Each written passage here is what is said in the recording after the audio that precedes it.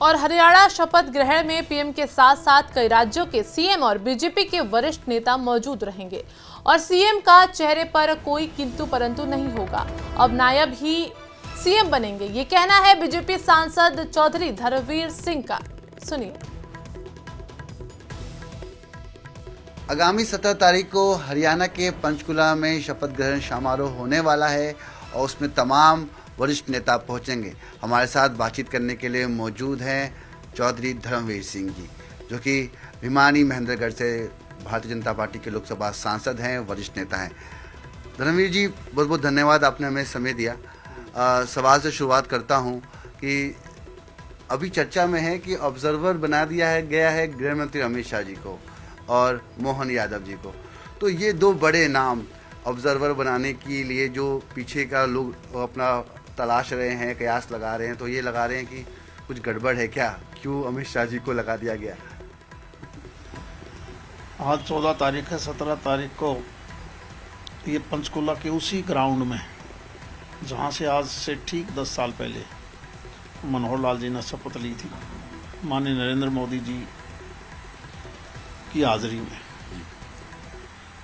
तीसरी बार फिर वही शपथ है। हम दिल्ली के नज़दीक हैं।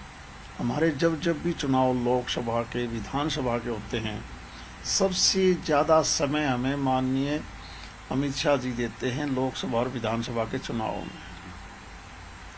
और इस बार संयोग से मोहन यादव ने भी हमारी लोकसभा और विधानसभा चुनाव में पूरा समय दिया। जब इतना समय वो चुनाव में देते हैं, उनको हर विधानसभा का पता है, तो ये तो हमारे लिए सौभाग्य की बात है कि उसी जगह अमित शाह जी फिर गए हैं। हमें तो उनसे मिलकर और ज्यादा खुशी होगी, विधायकों को भी मिलकर खुशी होगी, जिनकी वजह से, जिनके चुनाव प्रचार की वजह से वो अच्छे मार्जिन से जीते।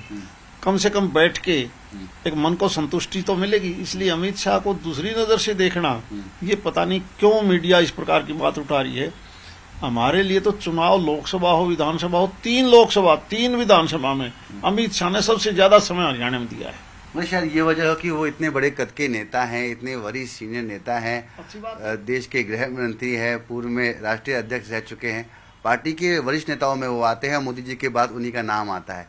उनका खुद पहुंचना, तो लोग कयास लगा रहे हैं कि कहीं मान लीजिए किसी विधायक का मन डोल गया, कोई बातचीत हो गई, तो उनकी मौजूदगी में ये सब रहना थोड़ा शायद मुश्किल हो, शायद ये वजह हो, या वो सब कुछ संभाल लेंगे, संतुलित कर लेंगे। हमारी पार्टी अनुशासित पार्टी है, कांग्रेस पार्टी जैसी पार्टी नहीं है जहाँ अलग अलग प्रकार के लोग हैं। यहाँ एक अनुशासित पार्टी है।